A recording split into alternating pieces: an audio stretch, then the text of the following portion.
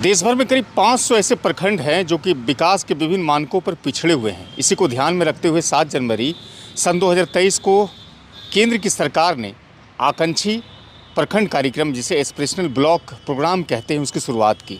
दरअसल इसका उद्देश्य है कि बुनियादी तौर पर जो प्रखंड विकास के मामलों में पिछड़ गए हैं उसका अभिसरण करना, उसको परिभाषित करना, उसके कार्यक्रम की रणनीति तैयार करना, उसकी निगरानी करना। कार्यक्रम वही चलते हैं जो कि स्टेट और गवर्नमेंट के पहले से ऑलरेडी स्कीम चल रहे होते हैं, बस उसकी निगरानी करनी होती है। लोक सेवा में उत्कृष्टता के लिए प्रधानमंत्री की तरफ से 21 अप्रैल को हर साल पुरस्कार मिलता है। इसके लिए 3 कैटेगरी में चयन होता है, जिसमें holistic development, aspirational block programme और उसके अलावा इनोवेशन। ये 3 ऐसे कैटेगरी हैं जिसके तहत 21 अप्रैल को साल भर में लोक सेवा में उत्कृष्टता के लिए प्रधानमंत्री की तरफ से पुरस्कार दिए जाते हैं। पूरे भारत में लगभग 500 ऐसे प्रखंड हैं जिसे कि आकांक्षी प्रखंड कार्यक्रम के तहत भारत सरकार ने शामिल की थी। इसकी शुरुआत 7 जनवरी सन 2023 को हुआ था। अगर हम बिहार की बात करेंगे तो यहाँ पर लगभग 27 ऐसे ज़िले हैं, जिसमें से 61 ऐसे प्रखंड हैं, 61 ऐसे प्रखंड हैं जो कि आकांक्षी प्रखंड कार्यक्रम में तहत शामिल हुए हैं।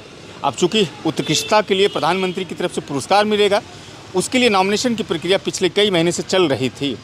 अब अगर पूरे भारत की बात करेंगे तो इस पुरस्कार के लिए लगभग 30 ऐसे प्रखंड थे जिसका नॉमिनेशन हुआ था, उसको नामित किया गया था।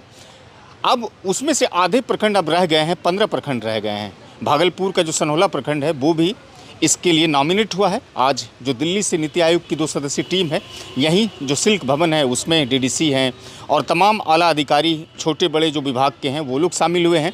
और यहीं पर जो बुनियादी सुविधाएं हैं जो कि प्रखंड आकांक्षी प्रोग्राम के तहत शामिल होते हैं, उसमें शिक्षा है, स्वास्थ्य है, वित्तीय समावेशन है, कौशल विकास है, उसके अलावा कृषि है, जल संसाधन है। ये तमाम जो बुनियादी सुविधाएं होते हैं, नीति आयोग की 2 सदस्यीय टीम उसको देखेगी, परखेगी, उसका अवलोकन करेगी और उसके बाद फिर यहाँ से जाने के बाद 40 जो KPI तय किए गए हैं मानक, यानी कि विकास के अलग अलग जो प्रखंडों में मानक होते हैं जिससे कि उसे रैंकिंग मिलती है, उसके तहत नीति आयोग की टीम देगी। अगर सनहोला को अंक अच्छा मिलता है तो वो 5 ऐसे प्रखंडों में शामिल हो जाएंगे जिससे कि 21 अप्रैल को लोक सेवा में उत्कृष्टता के लिए प्रधानमंत्री की तरफ से पुरस्कार मिलेंगे, जिसमें 20 लाख रुपये और ट्रॉफी भी मिलेगी।